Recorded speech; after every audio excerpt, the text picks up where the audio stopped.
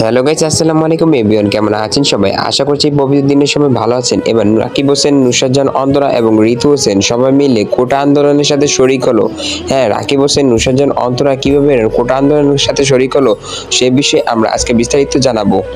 Number one YouTuber বউ number ওয়ানের মধ্যেই কথা বলেছে নুসরাত জাহান অন্তরা তার ইনস্টাগ্রাম আইডিতে লিখেছেন, শুধু কোটা নয়, গোটা দেশটাই সংস্কারের প্রয়োজন। তারপর নুসরাত জাহান অন্তরা আন্দোলনের একটি ছবি পোস্ট করেন এবং একটা লাভ রিয়েক্ট দেন এবং ঢাকা ইউনিভার্সিটি আন্দোলনের কিছু ছবি পোস্ট করেন। এরপর আমাদের নাম্বার ওয়ান রাকিব হোসেন একটি পোস্ট করেন এবং সেখানে দেখা যাচ্ছে অনেক মারামারি। সেই মারামারির ছবিটি পোস্ট করে, ভিডিওটি পোস্ট করে তিনি লাভ রিয়েক্ট দেন। সেই সাথে রাকিব হোসেনের বোন ঋতু হোসেনও বাদ যাননি, তিনিও একটি আন্দোলনের ভিডিও ছেড়ে সেখানে রিয়েক্ট দেন। সবাই রাকিব হোসেনের পরিবার সবাই ছিলেন আন্দোলনের পক্ষে।